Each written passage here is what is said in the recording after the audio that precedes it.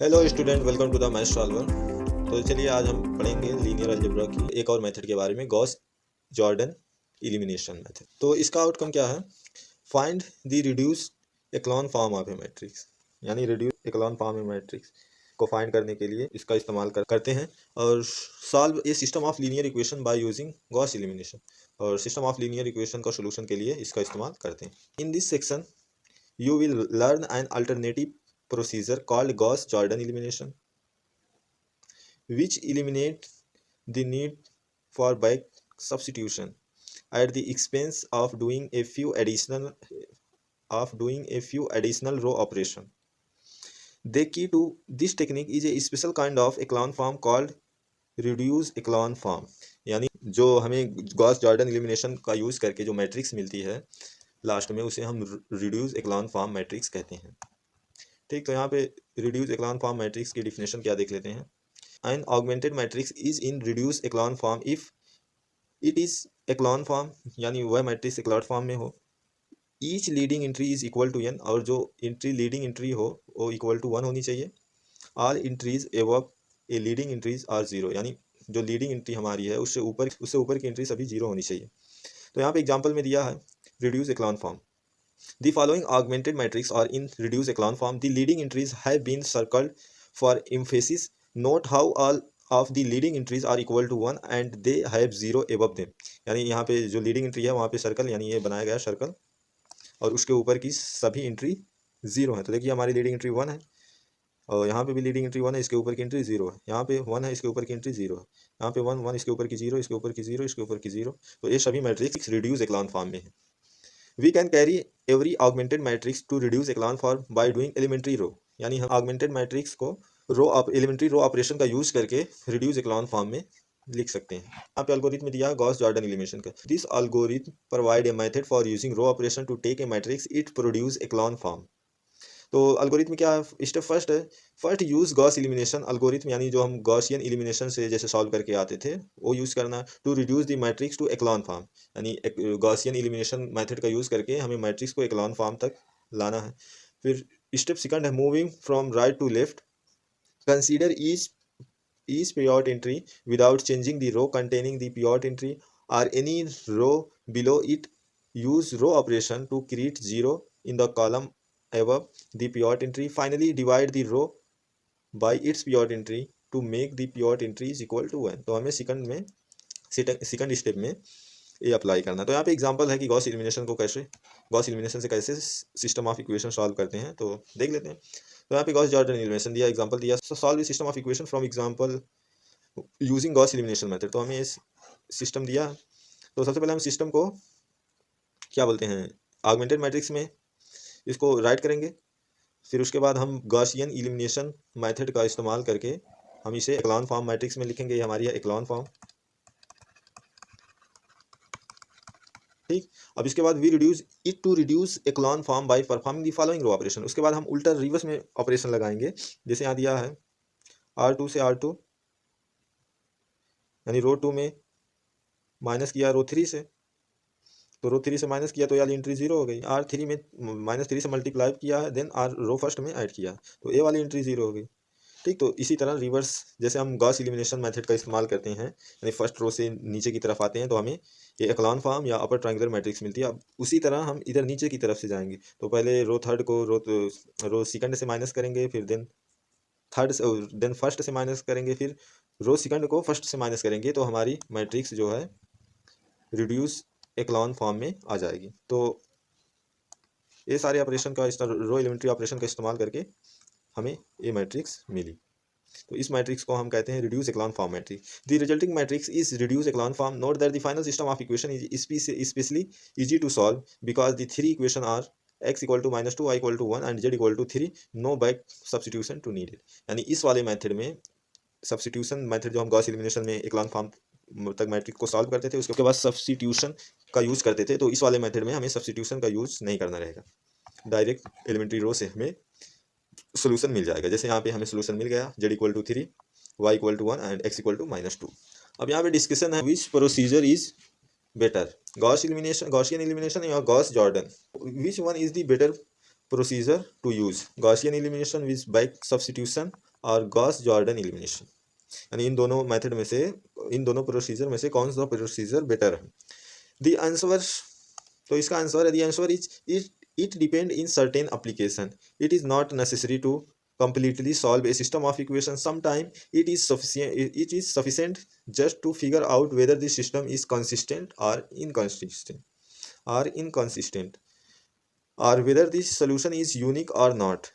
In those situations you already get required information from the echelon form, यानी बहुत से time हमें केवल ये देखना रहता है कि सिस्टम कंसिस्टेंस है या इनकंसिस्टेंट है, या सोल्यूशन यूनिक है या नहीं है।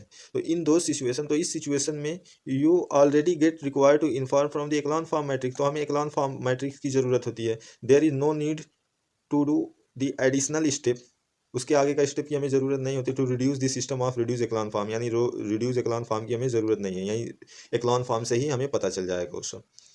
Also, in some situation, Gauss-Jordan elimination can introduce fraction into your augmented matrix, making the matrix more complicated to work with. In such case, it may sometimes be easier to do back substitution. But in most cases, Gauss-Jordan elimination is simpler to do than back substitution, and therefore I recommend using Gauss elimination method most of the time.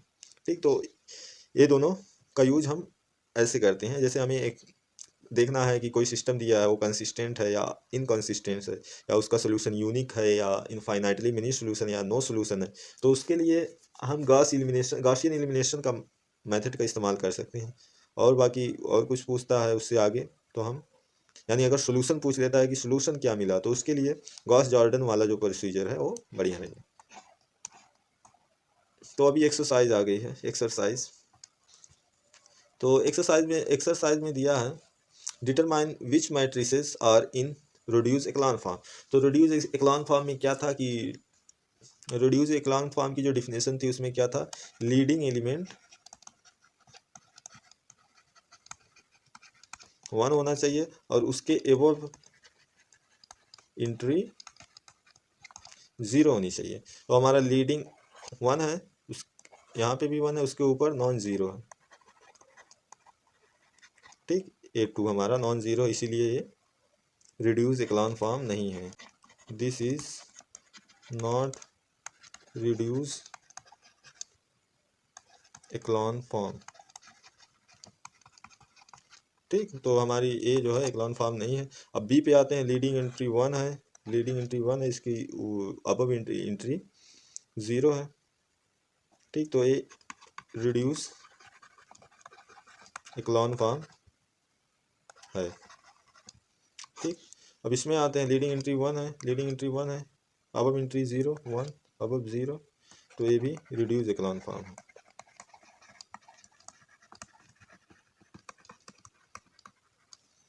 ठीक, तो यानी ए जो था, ए वाली जो matrix given थी, ए वाली, ए एक्लॉन form में नहीं थी, बाकी बी और सी जो दिया वो एक्लॉन फॉर्म में है।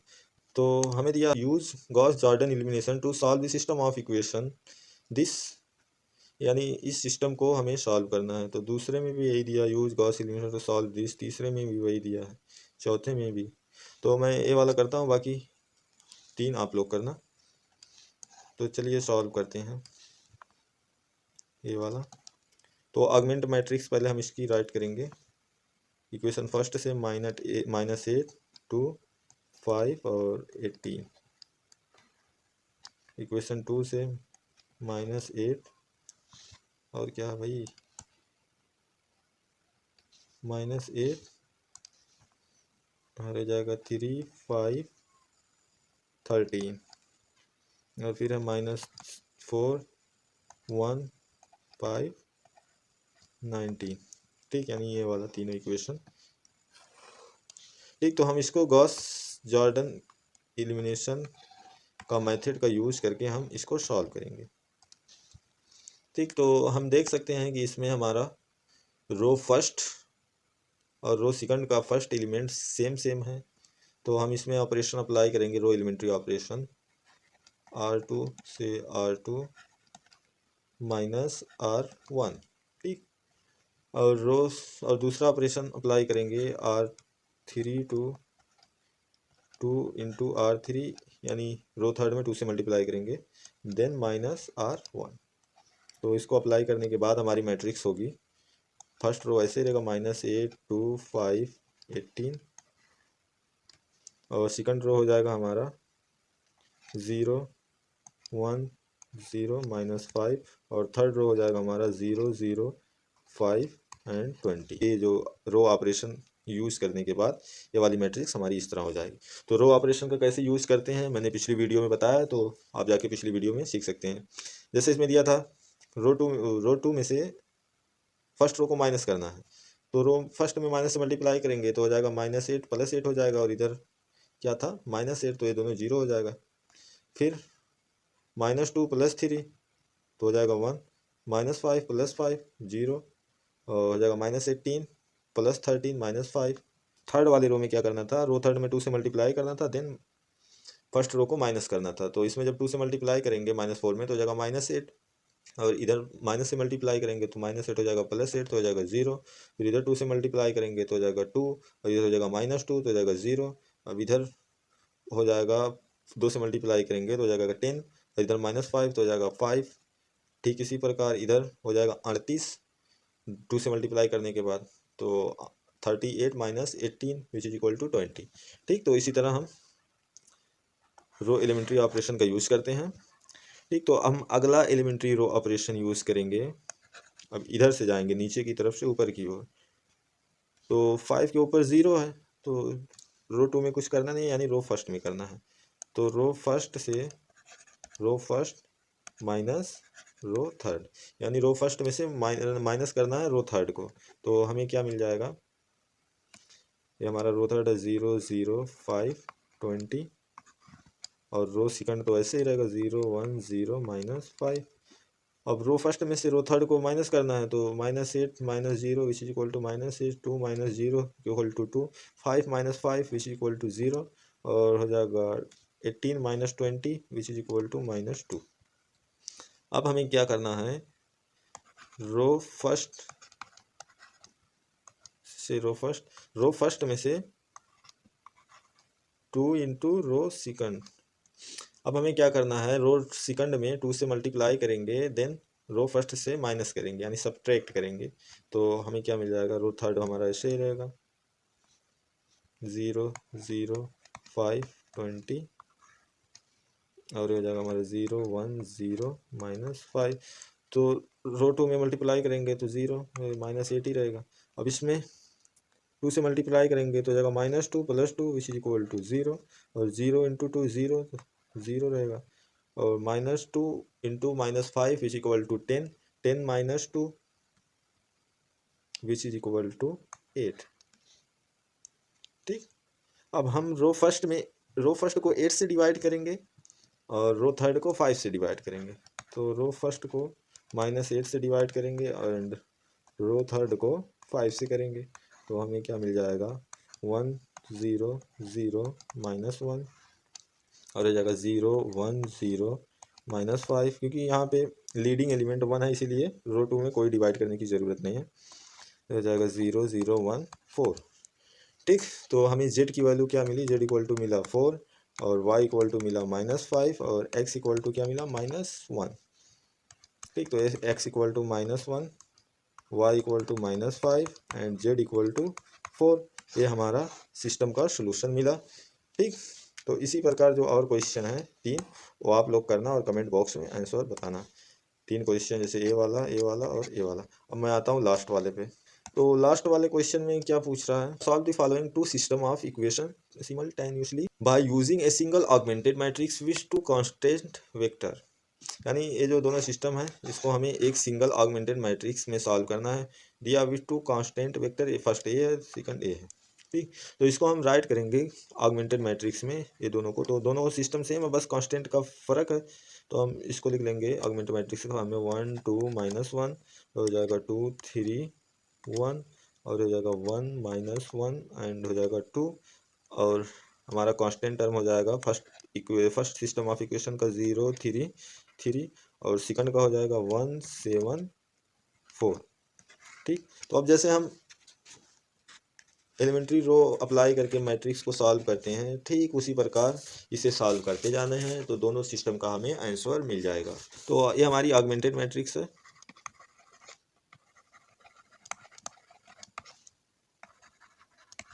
ठीक, ये हमारी ऑगमेंटेड मैट्रिक्स है। अब इसमें हम रो एलिमेंट्री ऑपरेशन अप्लाई करेंगे। तो हमारा पहला रो एलिमेंट्री ऑपरेशन है R2 माइनस 2R1, यानी रो फर्स्ट में 2 से मल्टीप्लाई करेंगे, देन रो सेकंड से सब्ट्रैक्ट करेंगे। और दूसरा ऑपरेशन है R3 माइनस R1। ठीक, तो हमारी मैट्रिक्स हो जाएगी 1 2 माइनस 1, और हो जाएगा 0 1, और हो जाएगा 0 माइनस 1 3 3 5, और हो जाएगा 0 माइनस 3 3 3 3। ठीक, मैं डायरेक्ट लिख दे रहा हूँ, आप लोग कर लेना, क्योंकि मैं इसको समझा चुका हूँ कैसे करते हैं। अब हम एलिमेंट्री रो ऑपरेशन अप्लाई करेंगे। R3 2R3 माइनस 3R2, यानी R2 में -3 से मल्टीप्लाई करेंगे, देन ऐड करेंगे रो थर्ड में। तो हो जाएगा हमारा 1 2 माइनस 1 0 1, और हो जाएगा हमारा 0 माइनस 1 3 3 5, और थर्ड रो हमारा हो जाएगा 0 0 माइनस 6 माइनस 12।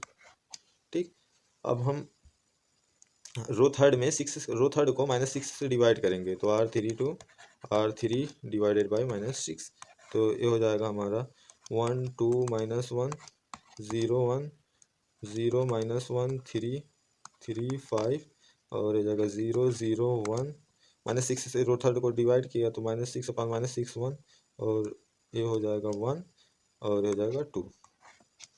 ठीक, अब हम इसमें रो एलिमेंट्री ऑपरेशन अप्लाई करेंगे। R1 टू R1 तो थर्ड को ऐड करेंगे, और रो सेकंड में से, और रो थर्ड में 3 से मल्टीप्लाई करेंगे, देन रो सेकंड में से सब्ट्रैक्ट करेंगे, तो हो जाएगा हमारा 0 0 1, और हो जाएगा 1 2। ठीक, और ये हो जाएगा 1 2 0, और हो जाएगा 1 3, और ये हो जाएगा 0 माइनस 1 0। ठीक, अब हमारा लास्ट रो ऑपरेशन है, और ये हो जाएगा 0 माइनस 1। ठीक, अब हम इसमें एलिमेंट्री रो ऑपरेशन अप्लाई करेंगे। R1 to R1 plus 2R2, यानी रो 2 में 2 से मल्टीप्लाई करेंगे, देन ऐड करेंगे रो फर्स्ट में, तो हमारी मैट्रिक्स हो जाएगी 1 0 0 1 0 0 1 1, और हो जाएगा रो सेकंड 0 माइनस 1 0 0 0 1, हो जाएगा 0 माइनस 1 1 2। अब row second to minus row second, यानी रो सेकंड में हम माइनस से मल्टीप्लाई कर देंगे, तो हमारा आंसर मिल जाएगा। तो हो जाएगा 1 0 0 1 1, और हो जाएगा 0 1 0 0 1, और ये हो जाएगा 0 0 1 1 2। ठीक, तो हमारा जो सिस्टम दिया था फर्स्ट सिस्टम का आंसर मिला x equal to 1 y equal to 0 and z equal to 1। ये फर्स्ट सिस्टम का आंसर मिला।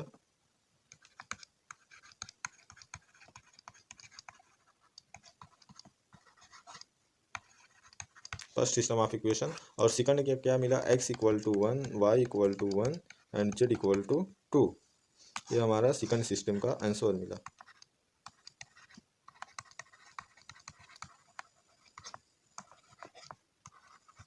ठीक, तो ये दो आंसर मिले हमारे। जो दोनों मैट्रिक्स दोनों सिस्टम दिया था, उसको हमने दिया था सिंगल ऑगमेंटेड मैट्रिक्स बनाकर उसे सॉल्व करना, तो हमने सॉल्व किया, तो हमें फर्स्ट सिस्टम का आंसर मिला x equal to 1 y equal to 0 z equal to 1, और सेकंड का मिला x equal to 1 y equal to 1 and z equal to 2। तो आज के लेक्चर में इतना ही। तो वीडियो को ज़्यादा से ज़्यादा लाइक शेयर और चैनल को सब्सक्राइब करें, और वीडियो के डिस्क्रिप्शन में व्हाट्सएप ग्रुप का लिंक दिया गया है, और फेसबुक पेज का लिंक दिया गया है, तो ग्रुप से ज्वाइन करिए और फेसबुक पेज पे फॉलो करिए, वहाँ पे भी मैं मैथ से रिलेटेड वीडियो पोस्ट करता रहता हूँ। तो मिलते हैं नेक्स्ट वीडियो में लीनियर अलजेब्रा की अगली टॉपिक को लेकर।